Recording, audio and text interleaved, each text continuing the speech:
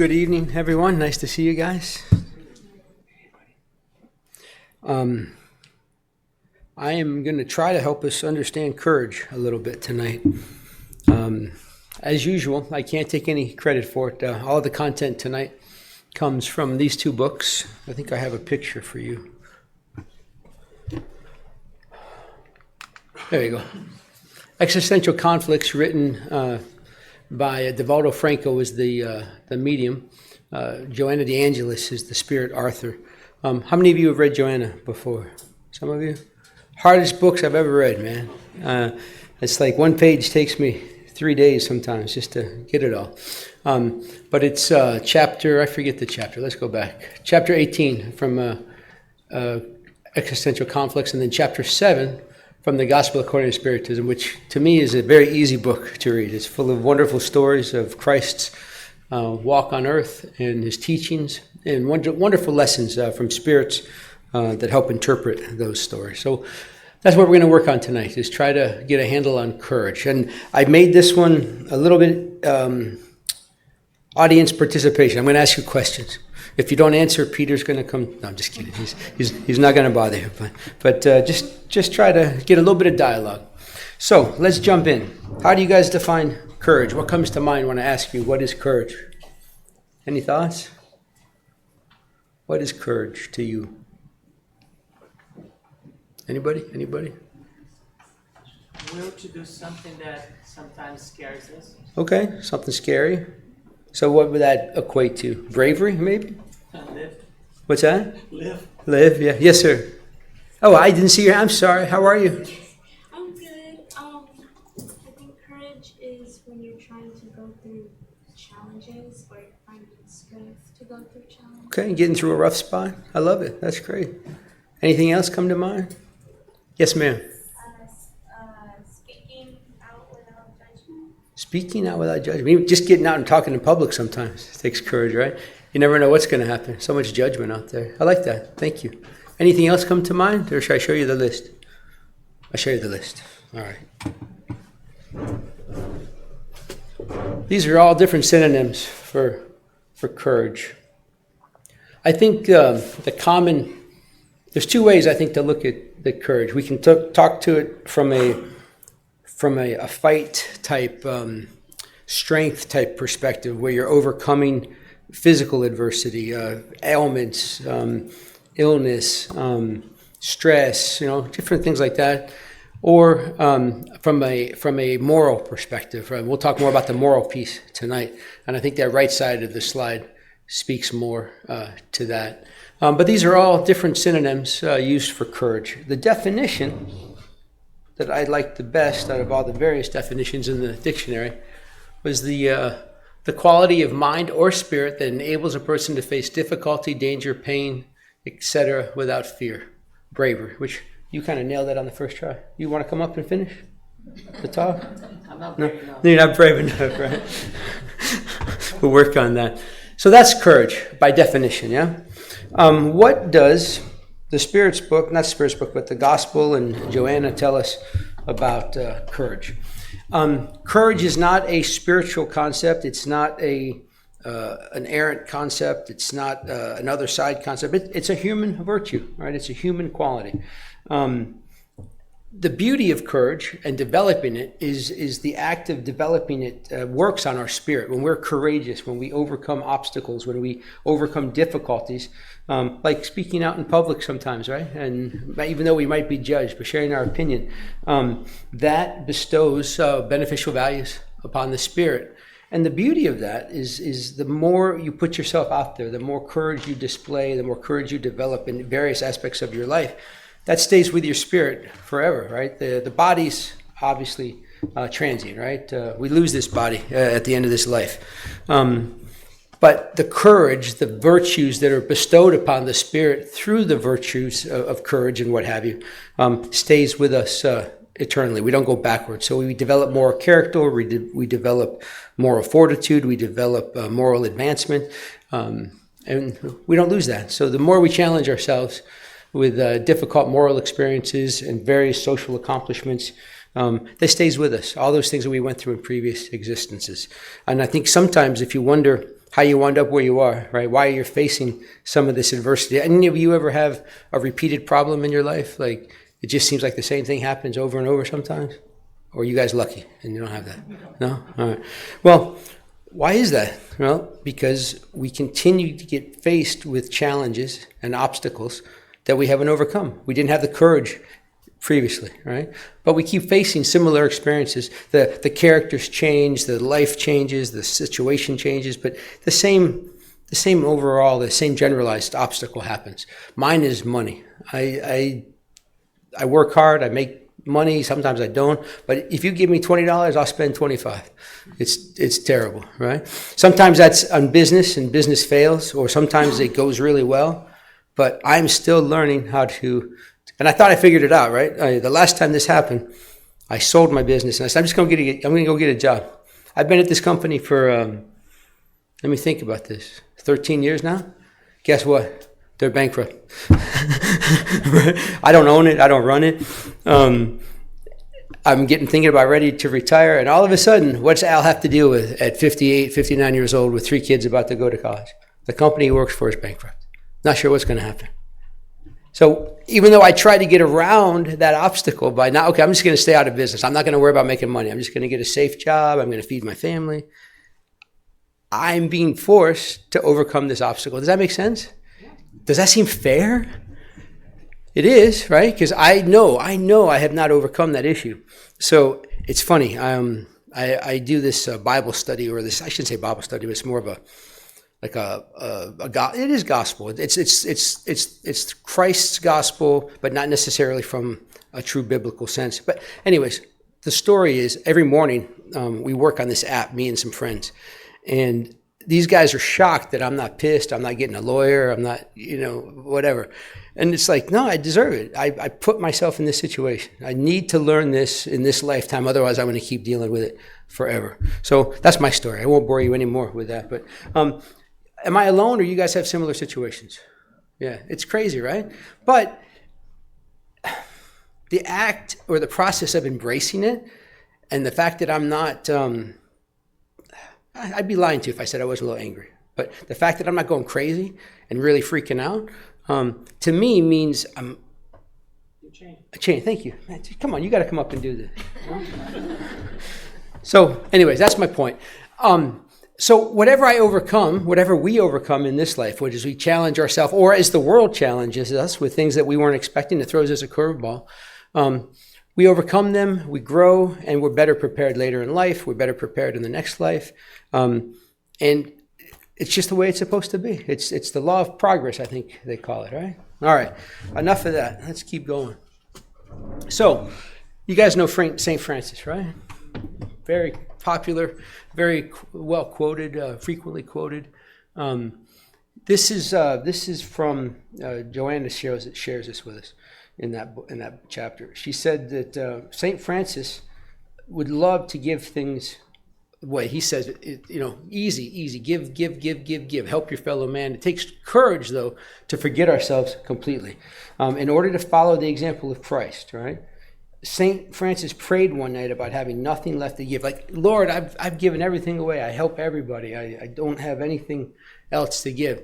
And God told him, well, you haven't given me all of you yet, right? Give me Francis, right? Which means that until we totally give ourselves over to that concept or that belief of that Christ-like fraternity, that Christ-like love, we're holding back. We're not really giving everything to God. And that doesn't mean you have to sell your house and go live in the woods or become an isolationist and not have any luxury or any pleasures in the world. But it means to totally give yourself to the service of your fellow man, right? That charity, not giving money, not giving anything extravagant, but giving of yourself to your fellow man, following the example of Christ. And that's as much as you can give. Then you've really done everything you can. And for this this hit me pretty hard, because when I think of St. Francis, I think of the epitome of the way to live, right? And yet he didn't feel like he was giving enough. He wanted to do more, and he got the answer. All right. So where does courage come from? What do you guys think? You touched on it a little bit already. What do you think? What about you, Vincent? What do you think? Where does courage come from? The heart. The heart. Ooh, look at you, the heart. I love that. Yeah, from inside for sure. Any other ideas? What can help it develop? Yes, ma'am. Like Vincent said, the heart and also the spirit. The spirit. Okay. All right. Any other ideas? Necessity of time. Necessity of time. Sometimes we're forced into a situation where it's well, they sink or swim, right? In some cases. Yeah, I like that. Anybody else think of anything else? No? All right. Well, here's a short list. It definitely develops slowly in most cases. This is pointed out in the gospel, but where Jesus is a great example of courage in practice. Could you imagine knowing that you had the power to deter your persecutors? You have the power to end the problems you're facing, and yet you're born into a physical body. You know that at the age of 32 or 33 you're going to die, right? And yet you walk the earth. You preach the good news. You share all of those wonderful things with society that 2,000 years later it's still talked about and believed in. I couldn't do that. Talk about courage, right? He talked the talk, he walked the walk, and he finished his assignment. On the other hand, you've got Judas and Peter are good examples of what happens when you lack courage. We know. I cannot teach. Yeah, that's right. That's right, Peter. Thank you for pointing that out. I think Judas, obviously, we know what happened there. Peter is a great example of not having courage, but then developing courage, right?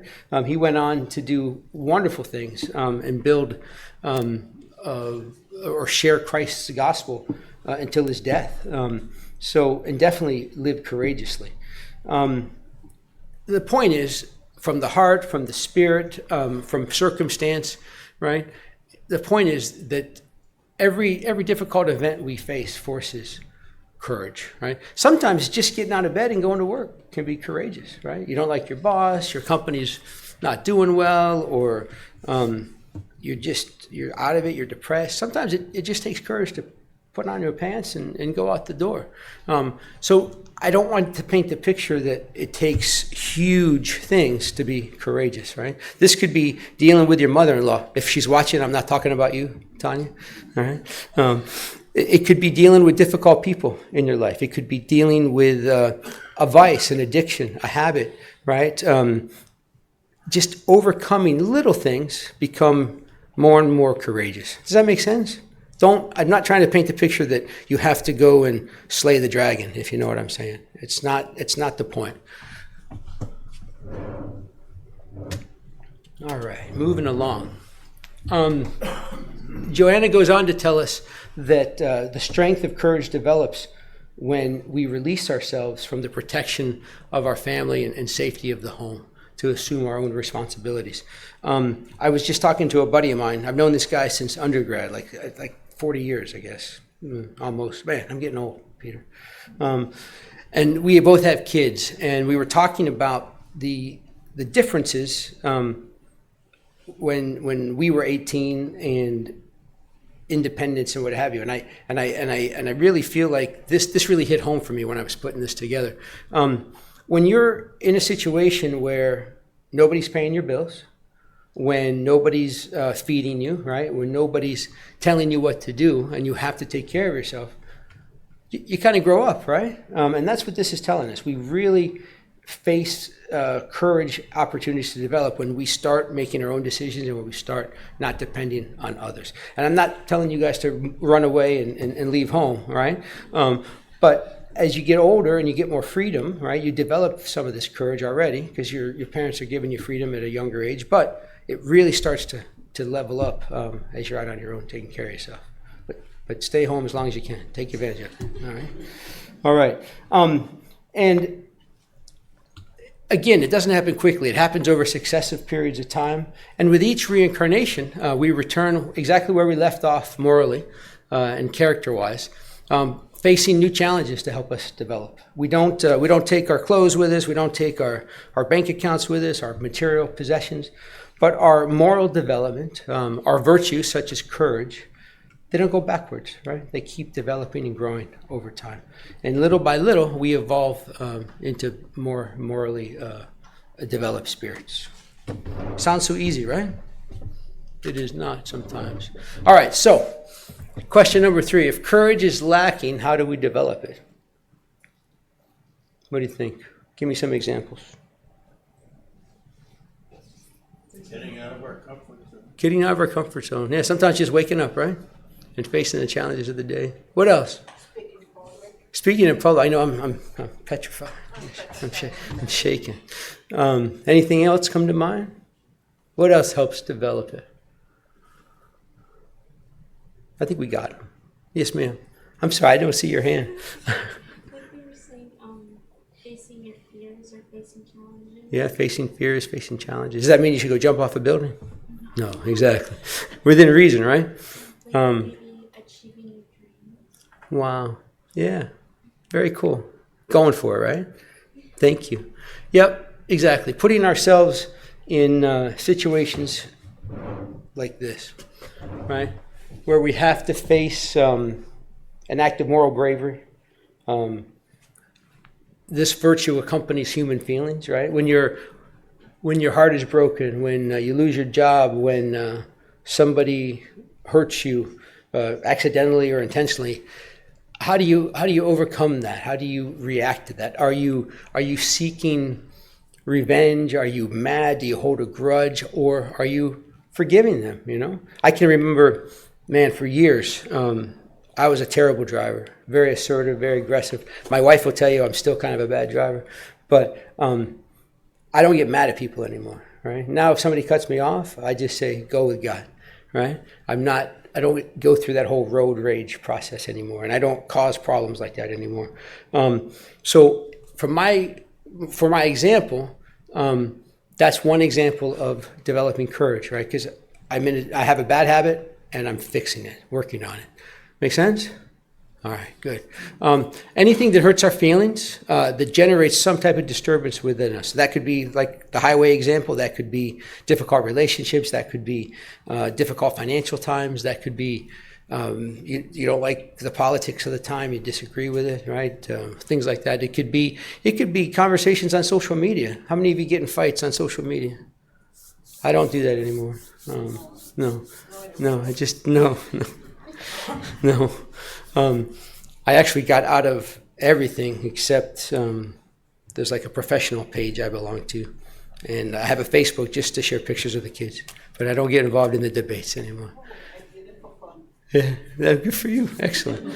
But anything that threatens our mental balance helps us develop courage. Doesn't have to be big events. It can be a series of little events. So, Joanna goes on to tell us about courage and how it comprises elements of self-awareness. For us to develop courage and grow through difficult situations or situations that challenge our feelings and our emotions, we have to be somewhat self-aware, right? We have to pay attention to the event. We have to pay attention to the feelings that it evokes in us, and we have to be attentive to our reaction to it. What are we doing in these situations? Ultimately, that means understanding its existential meaning. For some of the examples I've shared, I didn't change, right, until I'd gone through it several times and dealt with the consequences of handling it less appropriately, let's say, right? But by going through a lot of these things over and over and becoming more self-aware of the mistakes made, it helps us develop that courage to make better decisions down the road. Ultimately, as that develops, then our moral courage calms down our organic reactions, right? We don't snap. We don't lose our temper as quickly, or our fuse gets longer, or we become less impacted by others' reactions. It's very easy sometimes to react and respond to other people's negativity, especially if their words hurt us, if their actions offend us. But as we pay more attention to our self-awareness and the meaning of our reaction, we will develop this moral courage, and we just won't react as strongly as we might have in the past. And that helps us avoid feelings of regret, feelings of sorrow, seeking revenge. That's no good for anybody, right?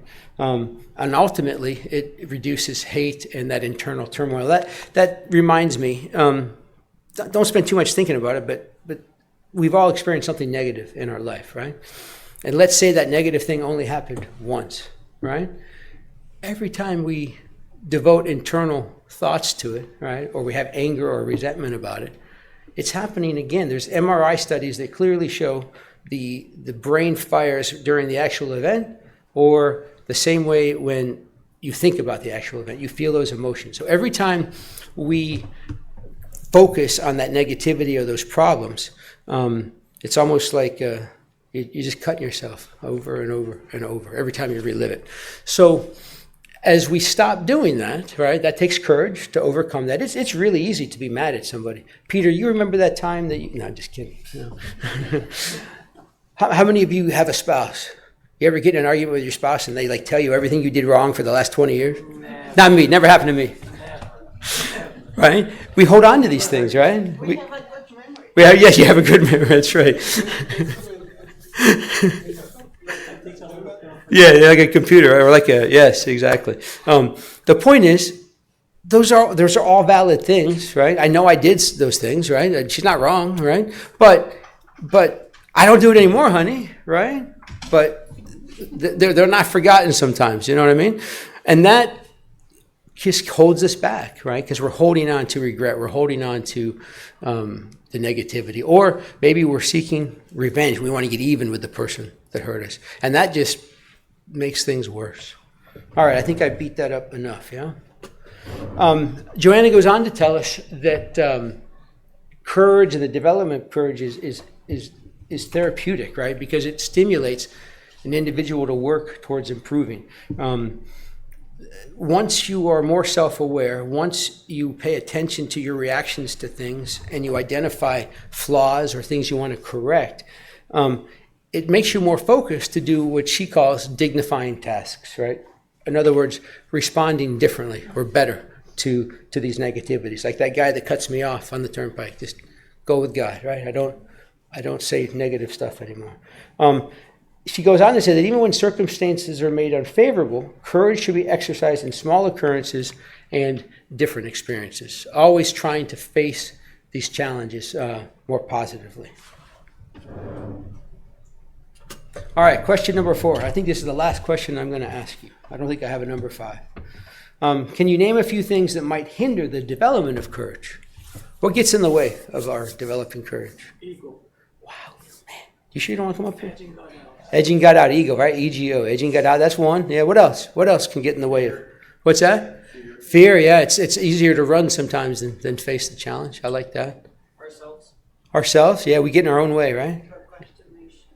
What? Procrastination, yeah. Okay. Anything else? If we wanted to sum this up in one word, I would say the word I'm going to show you is similar to your word, Peter. Yes, exactly. Pride. Your dad's a smart guy. You know that? Pride. Why do I say that? And I don't say that. This is from Joanna. Pride is our biggest enemy. Why is that? Well, I think it's because there's an I in pride, right? When you put yourself first, when you got a big head, when you think you're always right or everybody else is wrong, it's all about me, or I. What are we doing? We're putting other people second. We're putting other people last. We're stepping on others to improve our own situation or to feel good about ourselves. I grew up in a house with a wonderful mother that, what's the right way to say it? Very observant. She always identified flaws in other people, right? Observed things. And there's times now when my wife will call me Mary Lou. That's my mother's name, because I picked up some of that where I observe others, right? And that's very prideful. Who am I to judge, right? Who am I to judge others when I make mistakes every day, right? I'm getting better at that, but it's so easy to what's the Bible verse? Don't worry about the speck in your neighbor's eye when there's a plank in your eye. I don't know, is that Luke or something like that? I forget. But anyways, pride's our biggest enemy. It's pretty much impossible to be loving, compassionate, Christ-like, humble, forgiving when we're full of pride. So that should be, I think, my mission every day is to lower my pride, to lower my ego. And definitely improving, but still every day I catch myself being prideful. I think that in some ways it's just part of the human experience, but trying to do it less and less every day. So that's the definition of pride. That's examples of how to build pride, things that can slow down pride. Now we're gonna shift gears and we're gonna talk about ways to try to avoid the negative side of that. And the big advice that Joanna gives us here is to seek humbleness daily, right? That's the opposite of prideful, right? Get out of our head, get out of our ego, and seek humbleness, right? Seek humbleness every day. Look honestly at reality. It is what it is, right? Like my situation at work. It is what it is. I can't do anything about it other than make the best of whatever happens, right? It is what it is. What is happening? Assess actions that make for distinction or degradation in the next realm, right? When I think of actions now, when we think of decisions, are we thinking simply about how it's going to impact today or tomorrow, our life at this moment, or are we thinking about the consequences to our eternal spirit? All of our actions, our thoughts, our words, our actions, they lead to habits, and those habits lead to our integrity, our character. Are we making decisions to elevate that? So as we go on in life, are we advancing morally, or are we slowing ourselves down by making bad decisions? Make sense? I got to be honest. I don't always think about that. I just live my life. I got things I got to do. But more and more, I find myself as I start my day with prayer, as I start my day with meditation, as I start my day with that Bible study I told you about. It's amazing how I am thinking about that more and more. But still, every day I make mistakes. So seeking humbleness daily helps us understand that none of us are spared after death. We all are going to be held accountable for our actions. Any of those material gains I've made in life, possessions, things like that, they mean nothing. They can't save me. It's my thoughts, my words, and my actions that I'm going to be judged for, and it's going to determine my next steps. What do we call that, Peter? Cause and effect, right? Yes. All right. So we're reminded that death can strike us at any time. The question is, we're alive right now, but are we already dead and buried in our pride, right? Does our pride just keep us cocooned in this sheath of not really be open or honest with the world around us or with ourselves? Are we buried in pride? If so, we're going to have a great deal to be sorry for when the time comes. And we're going to be in need of a whole lot of compassion, right? Because we just haven't been really compassionate towards others. We're going to be in a lot of need for that. So we have to think about that. This life could end any moment, right? Are we wrapped in our pride still today? Lessen our ego, right, is the next advice. I've shared this with you already tonight. You can be just cruising along, flying high. Everything's going good. Your job, your relationship, your this, your that. Everything is going great. If you get too caught up in the pride piece of it, reality is going to, providence, as it says here, is going to give you a slap in the face, if you will, right? A curveball. You've got great plans. You've got everything going, but you get too caught up in it. And next thing you know, you're presented in a situation where you realize everybody's equal, right? We only develop these virtues with the use of courage, right? And by choices of distinction. In other words, getting away from our ego, getting away from our pride, making decisions that lift everybody up, not just us. And that's what we have to remember here. by lessening our ego. Ultimately, we're all of the same essence. Our bodies are all made of the same matter. We were all created by the same creator. We were all created initially simple and lacking knowledge. And it's life after life that we evolve. We seem different in a lot of ways, right? We're all at different places in development. But ultimately, we're all the same. And we have to lessen our ego to grow out of that more and more. All right. Additionally, she tells us that we have to suffer injustice, right, at the hands of our fellow man. Just by disappearing and not socializing, being an introvert, or living on an island, or just avoiding society, we're not going to grow. We grow at the hands of our fellow man. You help me, I help you. The bad things that happen help me. The bad things I do help others, right? It's not endorsing bad behavior, but the way we push each other, the way we force each other to react. We all have relationships of different types. Some of those are really smooth and easy. Some of those are really challenging. Some of those change over time. It's those actions from our fellow man that really shape us and help us build courage. Are we indulgent towards others' faults, or are we judgmental? How many of us, I know I've been guilty of it. My kids fuss me all the time, right? Because I tell them, don't do this, don't do that, or you shouldn't do this. And they point out, well, Dad, you did that, right? They're real good at catching that kind of stuff.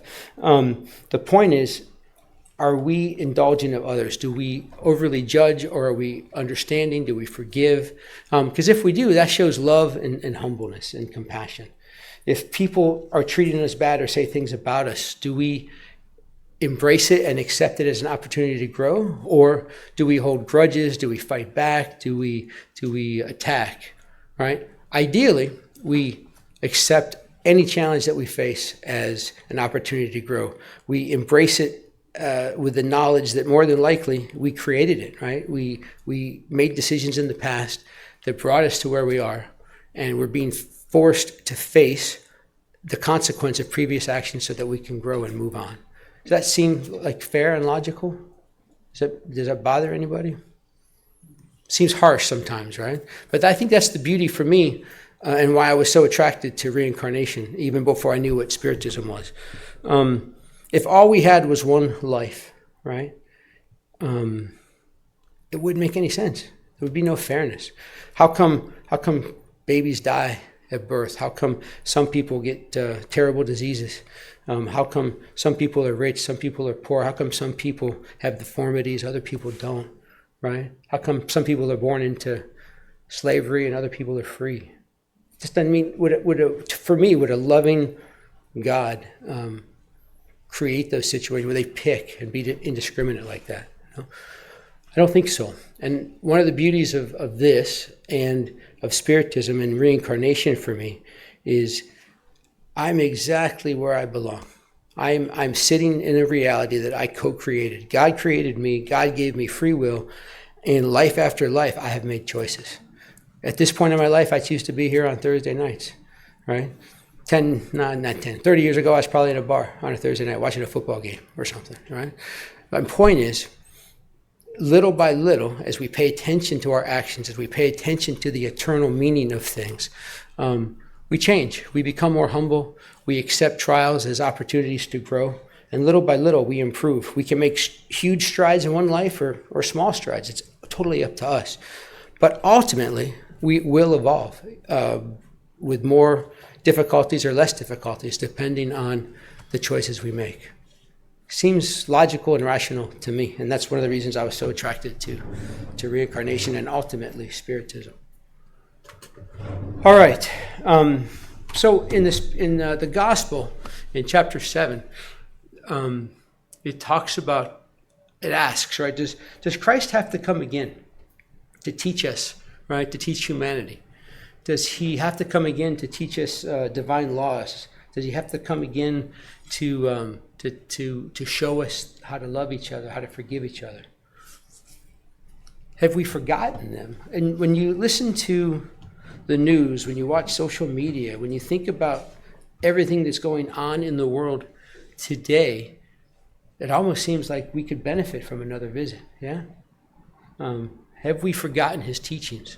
right? If he did come again, you think we'd reject him like we did before? What's that? You'd be deported, yeah. That's right. Wow, that's sad. Right? Wow. Would he be accused of blasphemy like he was before? Would the people in power, the politicians and the religious zealots of now, accuse him of falsehoods because they were trying to keep the status quo? Would we crucify him again? Or would we follow? I don't know the answer. But I think these are questions, not my questions, but from the gospel. What do you guys think? Would it be different? No. At least imprisonment. Yeah, well, yeah, we probably wouldn't put him on a cross. We wouldn't put him on a cross, probably. Somebody might shoot him, though. I mean, crazy, right? The point is, we can't control the world, right? We're only responsible for ourselves, right? So in the midst of all these things that we face and we ask these difficult questions, I don't want you to answer for society. I want you to answer for yourself. What is your relationship with God today? What is your relationship with Christ? What is your relationship with your eternal spirit? Are you happy where you are? Are you happy with the challenges that you are going through? I'm not suggesting that we have to conquer the world every day, but are we trying a little bit every day? Do you see yourself moving in the right direction? When things get tough, are you reverting to vice and sadness and things like that? Or are you pulling out maybe happy life in the morning or the gospel? Are you forgiving your enemies? Are you forgiving those that hurt you? Stuff like that. So we can't answer for the world. But I think if we examine ourselves and our own situation and just try a little bit every day, I think what's 1 hour of the day? It's 4% of your day, right? Right? I've been really trying to get healthy and exercise a lot lately. So I probably spend an hour a day doing some kind of exercise. That's 4% of my day. That's important for my physical health. How much time do you think I spend on my spiritual health, though? Guaranteed it's less than an hour. Right? So I'm putting more emphasis on physical health, and I'm not putting enough emphasis on my spiritual life. Don't get me wrong. My 45 minutes or so every morning that I spend on it, that's a whole lot better than I used to do. But I know I can do more, and I need to try more. That's all I'm asking. That's all I'm suggesting, is that wherever we are today, let's try a little bit harder tomorrow. Deal? All right. Awesome.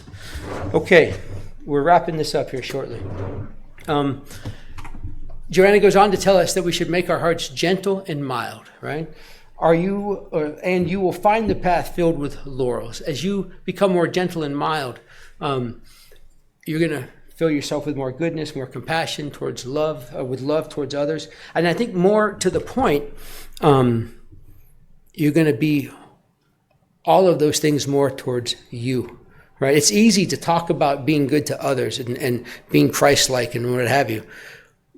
But sometimes I think, if for speaking for myself, I can be my own worst critic, right? I beat myself up a lot for the past. I worry too much about tomorrow.